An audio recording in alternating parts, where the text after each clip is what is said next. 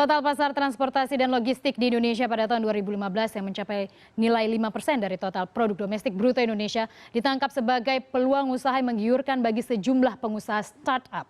Beberapa perusahaan berbasis online, diantaranya Gojek, Kargoku.com mulai memperkenalkan bisnis jasa pengiriman barang dengan transaksi bisnis secara digital. Anda lihat ini? Yes. Anda kini tak perlu sulit jika ingin mengirimkan barang dalam jumlah besar.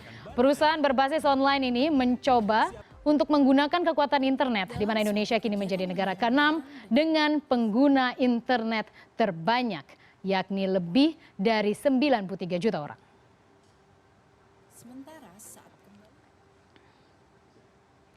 Jumlah pengguna internet Indonesia yang kian bertambah serta peluang besar di pasar transportasi dan logistik membuat bisnis jasa pengiriman barang menjadi ladang subur untuk memperoleh keuntungan. Tidak mengherankan bila beberapa perusahaan berbasis online, diantaranya adalah Kargoku.com, mulai memperkenalkan bisnis jasa pengiriman barang dengan transaksi secara digital. Bagaimana metode efektif untuk mengembangkan moda bisnis jasa pengiriman barang online?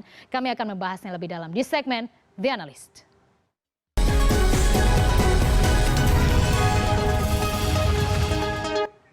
Dan kini sudah hadir di Studio 2 CNN Indonesia, Martin Nababan, pendiri ataupun juga founder Kargoku.com. Halo Pak Martin, apa kabar? Selamat sore. Ya, selamat sore. Terima kasih sudah datang. Sebenarnya ini seperti Gojek ya, kalau lebih familiar untuk masyarakat awam, tapi kali ini untuk logistik. Ya. Seperti apa sih mekanisme pemesanannya? Jadi pemesanannya sih sederhana ya. Sasaran dari kita awalnya adalah bagaimana membantu para pemilik truk yang pada saat mengirim barang, pulangnya itu kan kosong. Nah, pada saat dia kosong, kita bantu cari muatan. Satu. Nah, tentu saja ini sasarannya bagi pemilik barang juga. Nah, pemilik barang seringkali kesulitan mencari truk. Satu. Kedua, seringkali dia ingin mencari jasa pengiriman yang lebih murah dari biasanya. Nah, dengan adanya Kargoku.com ini, kita jodohkan nih. Pada saat pemilik truk pulangnya tidak membawa barang, pemilik barang yang ingin mengirim barang lebih murah. Nah, kita bisa menurunkan cost sekitar 30-40%. Jadi harga yang harus dikeluarkan. Betul. Tapi apakah misalnya kayak saya pesan aplikasi transportasi, nanti akan kelihatan tuh di titik saya berada ada berapa kendaraan. Kalau hal ini hampir sama juga tidak? Dia akan memberitahu posisinya di mana? Secara prinsip, ya. Okay. Nah, cara bertemunya adalah, bagi saya yang pemilik barang, saya taruh dulu di wallnya Kargoku. Tujuannya mau kemana, kapan mau diambil, saya taruh. Nanti ternotifikasi kepada pemilik barang pada saat truknya kembali. Nah, akhirnya mereka ketemu. Nah, begitu ketemu ada harga estimasi. Oh, ada juga harga estimasinya? Okay. Yang kita berikan adalah harga estimasi. Pada saat tidak ada tambahan pelayanan, harga estimasi bisa dipakai sebagai dasar acuan harga final. Okay. Nah, mereka lakukan seperti bid, artinya lelang lah ya. Cari pelayanan terbaik. Artinya pelayanan terbaik bukan saja harga, tetapi pelayanan dari sisi packagingnya, pelayanan waktunya.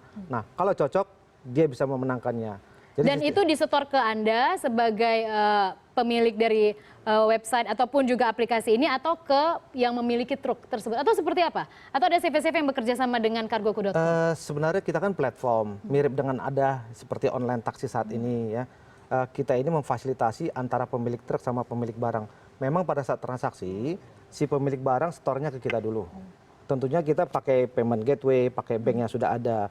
Pada saat barang sudah diterima sama pelanggan, baru kita kirimkan kepada pemilik truknya. Oke. Ya. Oke, tapi kalau kita berbicara mengenai ini kan karena logistik, kita teringat apa yang disampaikan oleh Presiden Jokowi yang memang sangat ingin memperkecil dwelling time, bahkan kalau saya tidak salah di 2,25 hari, kalau saya tidak salah targetnya Presiden sempat memberikan. Apakah menurut Anda dengan fasilitas ini cukup membantu? Sudah berapa banyak yang saat ini terlibat di Kargoku.com? Ya. Kita sendiri kan Mbak Hani baru launching tanggal 8 Oktober ya. Nah, secara teori punya kita ini kedepannya bisa mengurangi logistik cost untuk land transportation sekitar 30-40%. Okay. Nah, sumbangsinya secara makro ini akan menurunkan logistik cost yang ada di darat. Nah, kedua, utilisasi truk akan naik. Nah, dengan naiknya utilisasi truk, karena pulang nggak kosong ya. Iya, sehingga si pemilik truk juga senang, pendapatan naik. Pemilik barang juga senang, harga akan turun. Nah, kalau harga logistik turun, artinya jasa pengiriman lebih murah, mereka akan bisa bersaing menjual barangnya. Okay. Nah, yang diminta tadi pemerintah, sumbangsi kita adalah menurunkan kos logistik.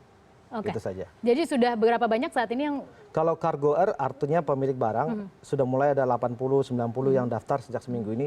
Kalau truk partner, beberapa perusahaan ini kan punya truk bisa sampai 200-300, itu ada sekitar 5 yang calon kita. Mereka lagi persiapan menginput datanya. Oke.